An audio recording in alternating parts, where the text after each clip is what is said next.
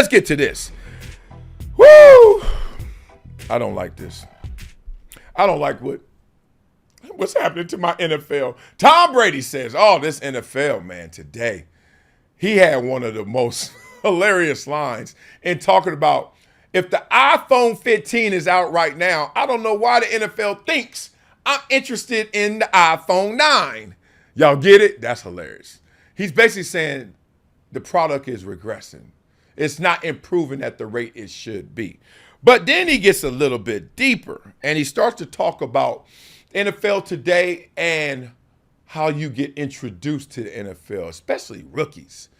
And Tom Brady has some very, very controversial statements on this. I mean, I can't wait to watch him on Fox because this offseason, he is leading us up into something that sounds like it's going to be special. Everyone was nervous. Is Tom Brady going to really say it? You know, because he's just the GOAT. He's just Captain America, right? Is he really going to say it? Even though Anthony Mackie's Captain America. That's my dog. That's my homie. Is he really going to step in it? Tom Brady like, step in it. I am it.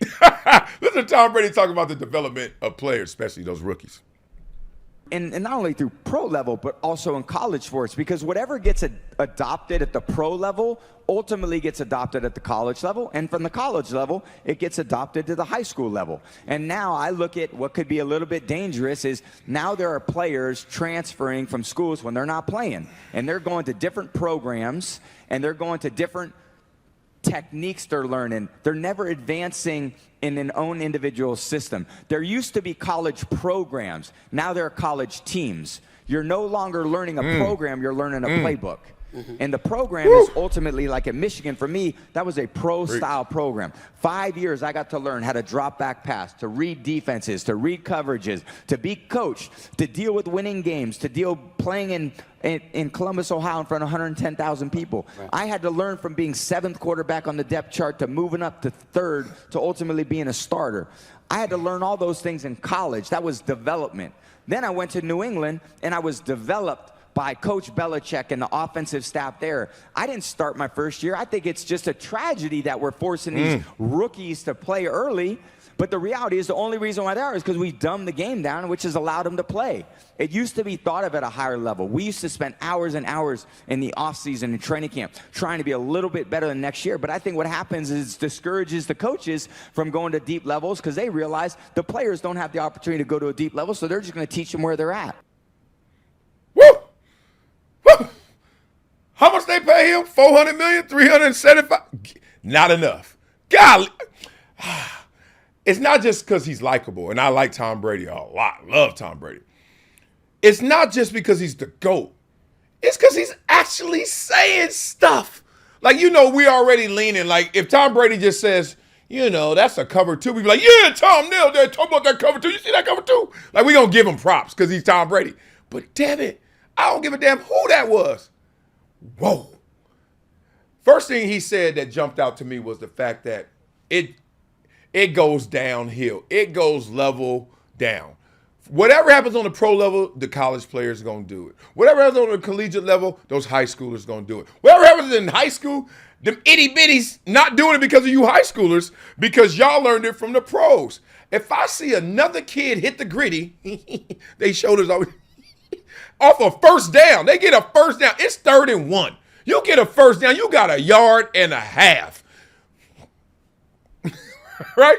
In basketball, these suckers, they make a layup. They snipering. I'm like, what is That's why it's so important what we're doing right here, right? Making sure that sports media stays on track. Oh, man. So I see it with these kids, and I'm like, God, that's hilarious. And then Tom Brady starts breaking it down. What he's talking about is there used to be an immersion. Like, you used to get immersed in football. Like, to be an NFL player, you're going to have to move there. Rosetta Stone is fine, but you're going to have to move to Mexico if you're going to speak this Spanish, okay? Not no, well, you know, I took a couple courses and, you know, shoot, I went downtown L.A. What? You ain't going to be fluent in it, and it shows to Tom Brady. That immersion happened with me. Let's start off in college. The first thing he said, was you got to stay in there. I was a seventh stringer who became the starter, but I stayed there. There was a culture. There was a program, not just a playbook. And I almost made that mistake. I'm at Columbia my junior year. I'm starting to get a little attention. And when I say little, I mean barely any. But I'm starting to feel myself a little, enough to where I'm like, did I outgrow Columbia? And it wasn't by my performances. It was by me thinking, I'm good. I'm going to be better. I need somewhere that's going to magnify that, amplify that, give me the proper platform. I need a program where they looking and saying, who is that? Versus I got to, yoo-hoo, me over here, New York City, Columbia, come here. I'm here. And they like, you hear something? I was getting nervous. I was about to abandon ship. I was about to hit my NIL deal without any money. It wasn't no NIL. I was just going to dip. Dip set. Get up out of there. Go to a bigger program. I was going to go to Cal, where I was going to go before. UCLA. Except I was like, I'm going Pac-10. I'm going back to the Pac. And I remember sitting there, and I'm talking to my boy. He played there. My boy Niall Benjamin, et cetera. I'm talking. I'm like, I'm coming back. I'm coming back. And then my godmother told me, Jackie Blackett said, where you going? Your job's not done. Didn't you sign up to do something? Did you do it? And boy, that conversation hit me right here. Yeah. And I said, I ain't going nowhere. I'm going to invest in and finish what I started.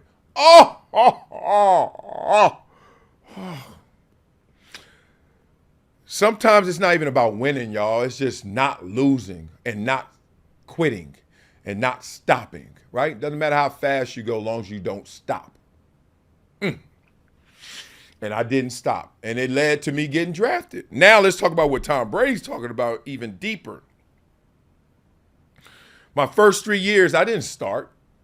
I'm behind Bruce Smith. So you know that's how wherever Bruce Smith is, you ain't the starter. Now there's another DN, but I couldn't beat him out because he was damn good too. His name is Phil Hansen. And I love how the universe works. Thank God. Because I wasn't ready from hello. It's nothing worse than asking an athlete before the light turns on, before the game slows down. Nothing worse than asking that guy before that happens, go out there and show him. That's like just running on the freeway and saying, hey, get off on the next exit if you survive it. Right? What? You know how fast this is happening? It's not even like a 4-4 ain't a 4-4 anymore. It's just like you when you walk into a new environment, when you walk to your new job day one, and you're like, I'm just looking for the cafeteria. Where's my cubicle? Like, it's just, and then 2 weeks later, 2 years later, man, you just pulling up in there with a pinky on the wheel. Like, what? I know everything. I know this everything. I know where you can go over there too, you know what I'm saying? And that's not happening in today's NFL. Tom Brady says it's because it's dumbed down to the point coaches know they're on the hot seat as soon as they get hired. Hey, who's the best right now? I don't care if you're good enough, just who's the best of the rest. Let's go. And that's what happens. So I sat for 3 years. And I remember my first year, the light never went on. I wasn't no rookie of the year candidate. No defensive player, no defensive rookie of the year, no. I had 0 sacks, and I played the hell out of the run. I learned the run technique like none other. Button bench, get your hands up. Double teams, triple teams, couldn't do nothing with me. I was big, strong, and all I had to do was play a few plays. Yeah. Confidence growing. Second year, there were moments, flashes, and I was like, oh. But still, the light wasn't fully on, but it was flickering. Like, tick, tick, tick. And then I had like 3.5 sacks. And the sacks is not so important. It's just showing you, okay, I can get to the end goal, which is for DN is getting that quarterback, right?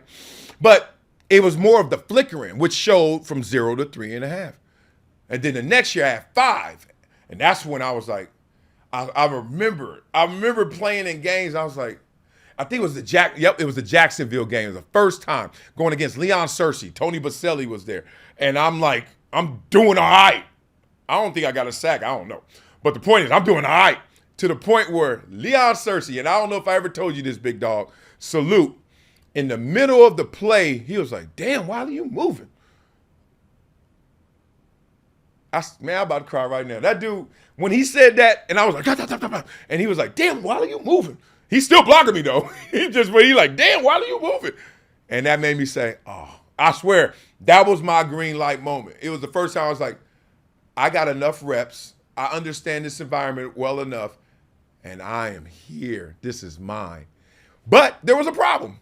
Phil Hansen wasn't going nowhere, and Bruce Smith wasn't going anywhere, so I thought. So then I start having this like rooting interest to start, even though I was like, where am I going to start? I can't beat out these dudes for various reasons. The list was long. I was like, I'm going to start. And I swear I never told anybody. Not anybody in the organization, nothing like that. No media, nothing like that. And then I hear it like everybody else. Bruce Smith released. I think they cut Bruce, Thurman Thomas, and Andre Reed all on the same day. I think they did.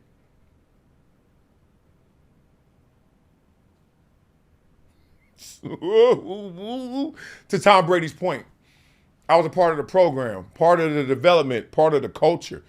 That next year, even though I had a back surgery in training camp, think about it, training camp, back surgery, that year usually goes, let's give him a red shirt, right? Not me, 10.5 sacks. Next year, break my foot after training camp. Week 1, broke my foot in practice. Usually that's red shirt, give him the next year, mulligan again. This is back-to-back years, 13 sacks, 1 foot, no practice. I didn't practice one time that year. I'm not saying this to brag. I'm saying this to prove Tom Brady's point that it's a game of skill. We love football, but it's a greater game of will. And you build up your will, your goodwill, by being a part of a good program. But you got to stay still to let that happen. I stayed still at Columbia. I was patient in Buffalo, and things worked out. That's how the game goes. Simple as that, man. I love Tom Brady for those stories, man. Woo! He about to kill it. He about to destroy it. I don't know what we were thinking, but whatever this is going to be, it's going to be next level. Make sure y'all go to projecttransition.org. Log on, donate, get them itty-bitty some love, man. Support the community as we educate and empower. All right.